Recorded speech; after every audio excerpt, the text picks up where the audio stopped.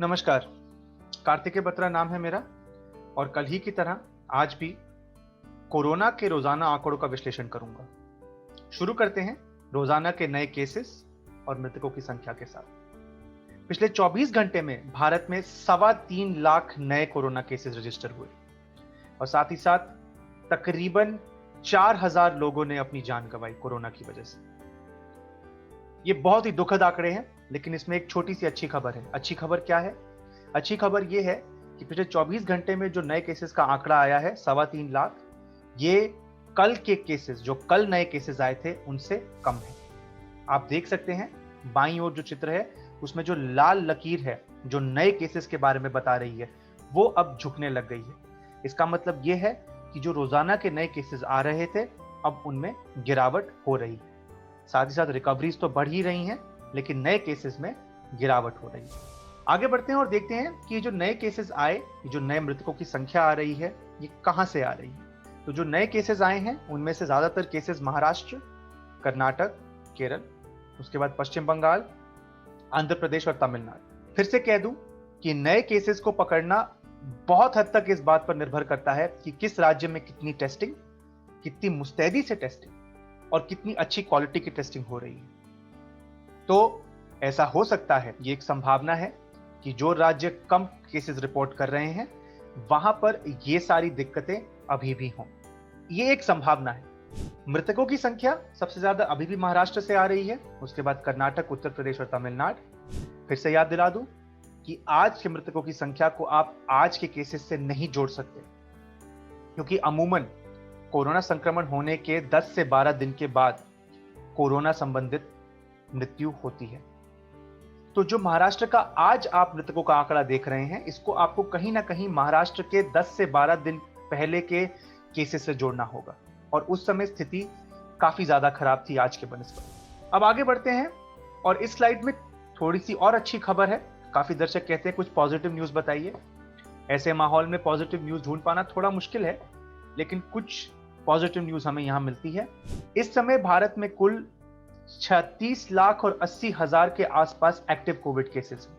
ये active Covid case क्या होते हैं?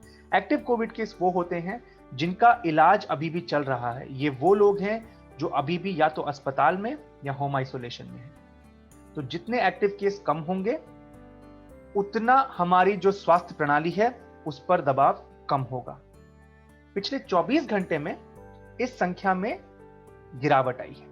तो पिछले 24 घंटे में 31,000 एक्टिव केस कम हुए हैं। अब इन 31,000 में से वो तकरीबन 4,000 भी हैं जिनकी मृत्यु हुई है। तो अगर हम उनको हटा भी दें तो हम ये कह सकते हैं कि पिछले 24 घंटे में जितने लोग कोरोना से ठीक होकर अस्पतालों या होम आइसोलेशन से बाहर निकले, उनकी संख्या 27,000 से ज्यादा है उन लोगों से जो कोरोना के संक्रमण की वजह से अस्पताल में या होम आइसोलेशन में भर्ती हुए। तो पिछले 24 घंटे में जो हमारी स्वास्थ्य प्रणाली है उस पर दबाव कहीं ना कहीं थोड़ा सा कम हुआ है। तो ये एक अच्छी खबर है। अब आगे बढ़ते हैं और बात करते हैं टेस्टिंग की। काफी लोगों ने पूछा कि टेस्टिंग का क्या सूरत हाल है भारत में। तो राष्ट्रीय स्तर पर जो आप आंकड़ा देख रहे हैं, पिछले कुछ समय में टेस्टिंग बढ़ी है, केसेस बढ़े हैं तो टेस्टिंग भी बढ़ी है। आज की स्थिति यह है कि तकरीबन हम 20 से 1 लाख टेस्ट, 18 से 20 लाख टेस्ट रोज कर रहे हैं। लेकिन इससे ज्यादा जरूरी यह समझना है कि ये टेस्टिंग कहां कहां हो रही है।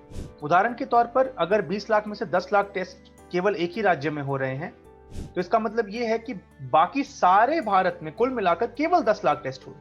तो ये बात कुछ जमती नहीं। तो इसके लिए ये जो मैप है ये आपको बताता है कि पिछले 24 घंटे में जो सबसे लेटेस्ट डेटा आया है टेस्टिंग का, उसमें सबसे ज्यादा जो शेयर है वो टेस्ट उत्तर प्रदेश और महाराष्ट्र में हुए हैं। आप इसको ऐसे देख लीजिए कि अगर 20 लाख कुल टेस्ट हुए हैं तो 2.5 लाख टेस्ट अप्रोक्सीमेटली महाराष्ट्र और उत्तर प्रदेश में हुए हैं। लेकिन अब इसमें भी एक पेच है। वो पेच ये है कि महाराष्ट्र और उत्तर प्रदेश की जनसंख्या में बहुत फर्क है। जहां उत्तर प्रदेश की जनसंख्या भारत की जनसंख्या का तकरीबन 16-17% है, वहां महाराष्ट्र 9 से 10% के बीच में है। तो अगर हम ये तथ्य देखें तो उत्तर प्रदेश में अभी भी और टेस्टिंग करने की गुंजाइश है। ऐसा ही उदाहरण बिहार भी है। बिहार में टेस्टिंग उत्तर प्रदेश और महाराष्ट्र से कम है, लेकिन अगर आप देखें तो बिहार और महाराष्ट्र में जो जनसंख्या है उसका जो भारत की कुल जनसंख्या में उसकी जो भागीदारी है वो तकरीबन सेम ही है। तो बिहार में भी टेस्टिंग बढ़ाने की आवश्यकता है और ये आपको इस मैप पे दिख रहा है। अब बात करते हैं टीकों की। तो टीकाकरण, जैसे कल आपको मैंने बताया था कि अभी भी हम तकरीबन रोज के 20-1 लाख टीके लगा रहे हैं। इस स्पीड पर काम नहीं चलेगा, बहुत समय लग जाएगा टीके लगाने में पूरी जनसंख्या को। तो हमारा आपसे अनुरोध है कि अगर आपके आसपास टीका उपलब्ध है और आपने टीका नहीं लगवाया है तो कृपया जल्द से जल्द रजिस्टर करें और टीका लगवाएं। और अब आखिरी सेगमेंट, आसान भाषा में। आसान भाषा में आज मैं बात करूंगा कि पीक। हमने एक टर्म सुना है, पीक क्या होती है। कोविड की पीक आ गई।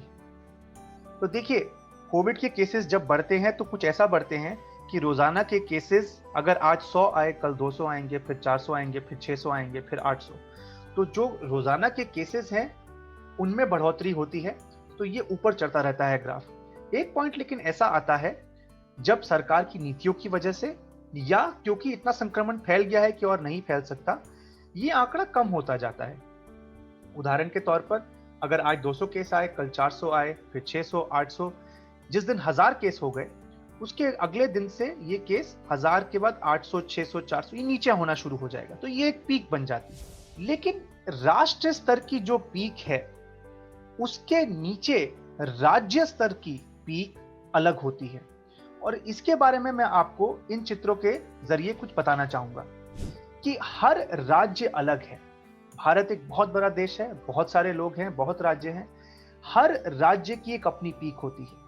आप इस ग्राफ में देख सकते हैं कि दिल्ली और महाराष्ट्र इस समय ऐसा लग रहा है कि अपनी पीक पार कर चुके हैं, वहां पर केसेस अब नीचे आना शुरू हो गए। लेकिन असम और ओडिशा उन राज्यों के दो उदाहरण हैं। ऐसे बहुत सारे राज्य हैं जहां पर अभी भी केसेस ऊपर जा रहे हैं और जहां पर अभी पीक आई नहीं है। तो एक राष्ट्रीय स्तर की पीक को समझ लेना और यह मान लेना कि राष्ट्र स्तर की पीक आके चली गई तो अब हम एक अच्छी परिस्थिति में आ गए हैं, ये गलत है।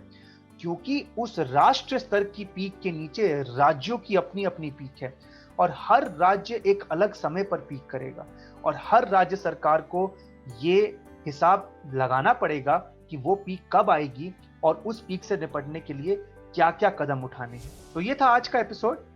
आशा करता हूं कि आपको पसंद आया होगा। अगर आपने के कुछ ख्याल हैं, कुछ सवाल हैं तो कमेंट सेक्शन में लिख डालिए, मुझे ट्वीट करिए। अपना और अपने परिजनों का ख्याल रखिए। आपका बहुत बहुत धन्यवाद।